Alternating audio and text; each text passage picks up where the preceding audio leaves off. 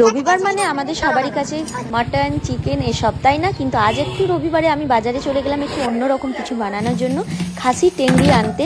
আর সেটা দিয়ে বানাবো স্যুপ। ভালোভাবে পরিষ্কার করে নিলাম, 100 টাকায় 4টে টেংরি।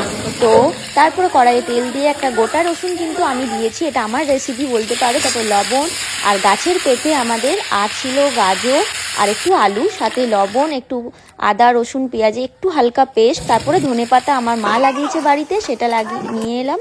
সবগুলো একটু ভালো করে ভেজে নেওয়ার পরে আমি প্রেশার কুকারে ধনেপাতা, গোলমরিচ গুঁড়ো কিন্তু দিতে ভুলবে না, গোলমরিচ গুঁড়োটা কিন্তু দিতে হবে। তারপর 4টে সিটি দিয়ে তারপর চলো এবার দেখি কেমন হয়েছে।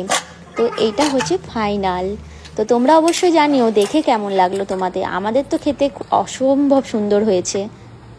যার জন্য স্যুপটা করা সেটা হচ্ছে মাস্টারমশাইয়ের শরীরটা কয়েকদিন ধরে ভালো নেই, তাই একটু হালকার মধ্যে স্যুপ বানিয়ে দিলাম, টেংরি স্যুপ। তো মাস্টারমশাই খেয়ে তো বললো দারুণ হয়েছে, আর আমাকেও খাইয়ে দিল। হ্যাঁ, আর তোমাদেরকে মাস্টারমশাই বলছিল সবাই ট্রাই করো, কিন্তু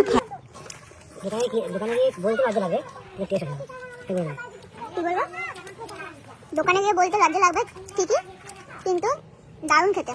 একবার খাও তোমরা, তাহলে বুঝে যাবে যারা খাওনি এখন।